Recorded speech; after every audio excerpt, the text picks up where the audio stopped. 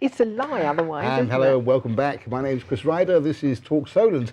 And my guest today, or one of them, has been telling us a really fascinating story. That's Marilyn Robinson, who was a victim of the Clapham Rail Disaster 28 years ago. And it's amazing how clearly this has stayed in your mind, and probably not surprisingly. I didn't get around to actually talking to my second guest in that first part because we were both captivated with the way that Marilyn was explaining to us. Incredible story. My guest here, this is Ptol Slattery. It's an unusual name. I think it's short for Ptolemy, isn't it? That's where it was suggested from. All right, Ptolemy, and you're a channel windsurfer. And this is interesting because, in fact, I mean, you've done this twice now, haven't you? You've sailed on a little, I don't know if people know what a surfboard is. It's not like the thing that you lie on and come in on the waves. It's a sailboard, isn't it? Yeah, it's windsurfer. It used to be called a sailboard, but we call it windsurfing because effectively you're surfing using the wind and the waves. Right, it's a thing you stand up on, isn't it? And you've got a hook and you lean back on this and go across the channel. Now, I know you've done all this because it's been independently verified. Not that I thought you hadn't, but you know, it's always nice when people make claims to have some evidence of it. And furthermore, I've seen the YouTube videos. I was watching them this morning, and there you are, leaning out in these horrendously high winds, not probably as high as they are today. And I'm thinking, now there's a man who's going to get a bad back, but you got right across the channel, didn't you? But not on your first attempt. Why am I telling the story? Why don't you tell it? Take us through this. Well, I believe everybody in life needs a goal, and I believe, as we've just heard from Marilyn, an amazing story about an amazing lady, an amazing survivor. And as she was quite rightly saying, you never know when today is your last day. And I've had an expression in my life for many, many years: died at 15, buried at 75. And if you listen to somebody like Marilyn talking about this story, it's a really positive thing because today is all we've got. Yesterday's history, tomorrow is a mystery. All we have is today, which is why it's called the present. So I look at my life and I look at some goals, and I get some really exciting goals in life. And I was going, you want goals other than money. So some people might want to earn like 100,000 a year, or $1 million a year, want to be a multi-millionaire, a billionaire, but you need things other than that. So things like, have you run a marathon? Do you do things for fun? Do you watch sunsets? For me, I love to windsurf. It's my passion, it's my goal. Well, you may do things other than that. I'd be happy with £1 million, to be honest. No, I'd rather go windsurfing than have £1 million. You would. But when I was looking at these goals, I was going, what's the wildest, craziest thing in the world that I could do? And I went, why don't I windsurf the English Channel? So it just became a goal. I didn't know about it for years. And then in 2013, I was like, yeah, let's do this, windsurf to France. And it's just such an amazing thing to do. You see, when I spoke to you both before this programme, I thought Marilyn would say, oh, I'd never do anything like that. But far from it. You were actually right up there with him, wishing you could do the same sort of thing, weren't you? Just annoyed that I can't. Yeah. And why can't you? Well, I don't want to injure my... Oh, of course, yeah, you've still got a few little I'll live with niggles. the injuries I have. I don't want to make them worse necessarily. Don't push your luck, as they say. No. Sorry, anyway, to get back to your story, you were saying, right, this was your goal, you were going to do it, but it didn't work first time, though, did it? Well, the first time we tried, it was absolutely hilarious because I was chatting with a friend of mine, trying to persuade him to come along because he's a really good windsurfer. I'm not a professional windsurfer. I'm a have-a-go hero. So I've got a day job, I work with computers, I've got a desk job, I run my own business, and it's a question of, as they say in Top Gear, how hard can it be? So the idea was we rock up from the pub, there's been virtually no wind for ages, and we just rock up and windsurf across to France. And as they say, how hard could it be?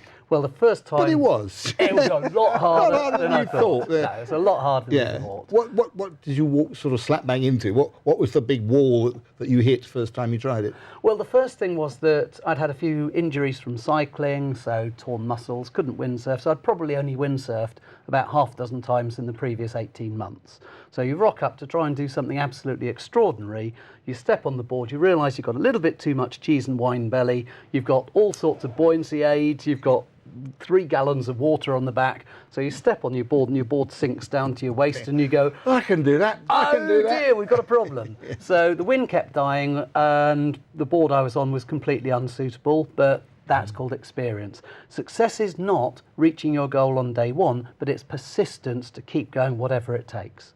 This is what you told yourself when you just completely flubbed it on the first day. Well, actually, the first time, then I was absolutely exhausted. Now, you go down the pub and I just thought I was completely rubbish. And it was only when I looked at the video and I started looking at it minute by minute, and suddenly you realise it was the wind kept dying. I was carrying too much stuff. The board was too small. You buy a bigger board, you have another go. You weren't tired and over emotional as a newt, were you, when you first tried it? I mean, it's one of those things. The second go, it was about 5 months later to the day. And it was really quite remarkable. I got a brand new sail. I set off, and the wind was fantastic. It was really, really fast. Then you start go, oh, this is getting a bit hairy, and you go, wow, this is really hairy. And then I catapulted, which means I got literally picked up, flung around the front like a frog in a liquidizer, and ended up going through the sail. I love the metaphors. Well, it's pretty accurate. Yeah. So I ended up with a rip in the sail from like your elbow to your fingers.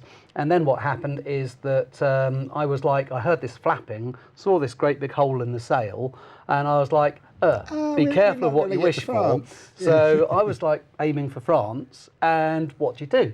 You either go back and get another sail, or you keep going. So I kept going. By the time we'd finished, it was now a 1.80 metre rip, so from the mast to the back of the boom. It's like riding a bike with two buckled wheels. How far had you actually got out from we'd got 7 or 8 miles out by that point, but it really is like riding a bike with two buckled wheels. Still an awful lot left to go. So we had waves that were knocking on 12 to 15 foot high in the rollers. There's a couple of little pictures of me jumping off this wave, and you can see the rip in the sail. And we had to can that one.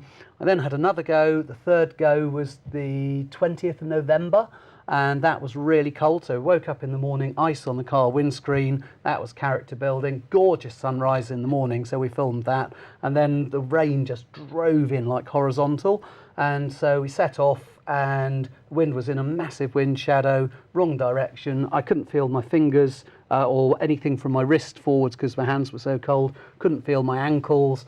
Went out. Once we got moving, about 15... So who's we? Oh, sorry, I was windsurfing, but I've got a support boat, and I got some people on the boat. Oh, right, so okay. There's a group of us that are doing this, because it's a team effort. And it was they who took the YouTube video, I suppose. Well, they were doing the filming and didn't stuff. film itself, did it? Yeah, No, so... right, Anyway, so then we went about 3 miles out, and Will, the skipper, was going, we need to go that way. And I was like, well, I can't. I can go that way, or I can go that way. So because the wind was in a slightly too west direction, we'd have ended up on a 70-mile crossing. Wasn't it you didn't know where France was it? I mean, no, I've got you a knew good it was idea. over there, didn't you? You know it's over there, but you can't see it, because at that point it was 30 miles away. Right, So you can sometimes see like about 10, 12 miles in good visibility, maybe 1 or 2 in bad visibility.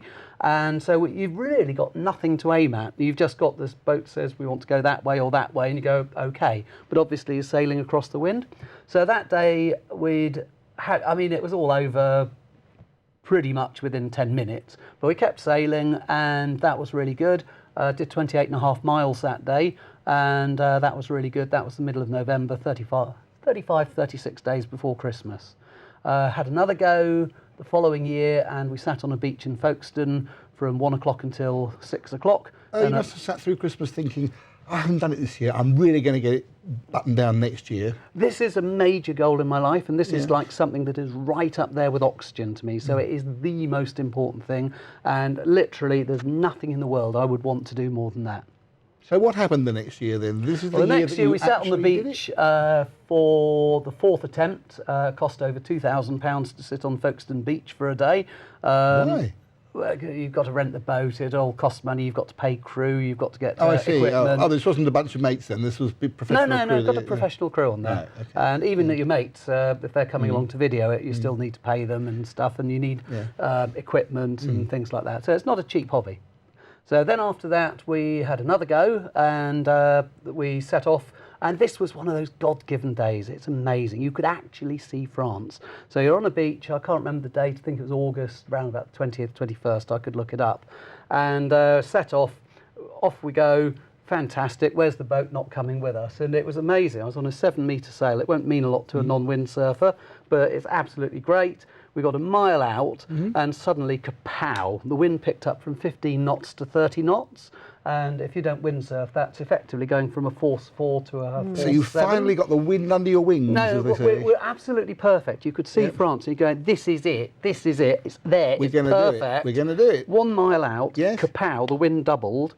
but that's not doubling in power, that's doubling in strength. So going from 15 knots to 30 knots is twice the speed, but it's actually 8 times the power. So it's a bit like getting into... the tension. Did you get there? No, we got 3 miles out and had to turn around and get another sail.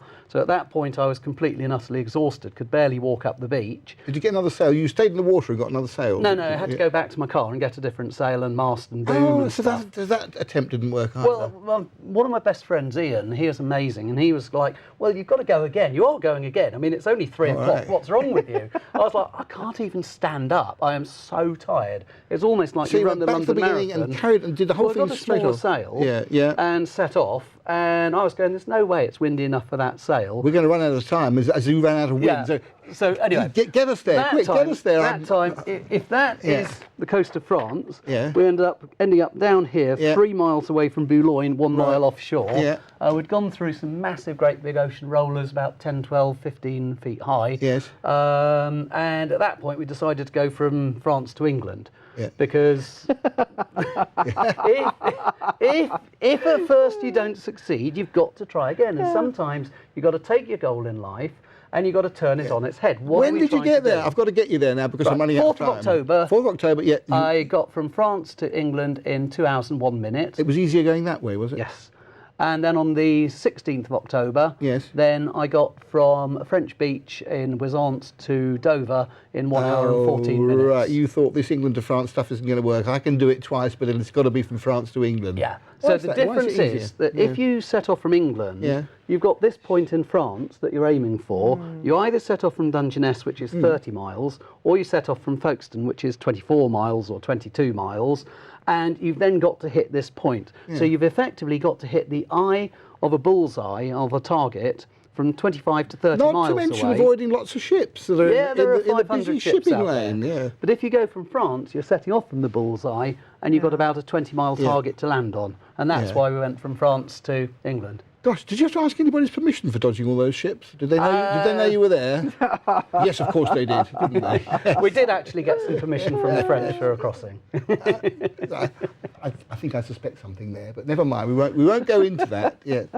Right, well, that is a very interesting story. And again, so we've given the whole of this section to you. We're going to come back and talk to you very shortly. So we'll have another break, and then we'll come back and carry on with all of this. See you in a moment.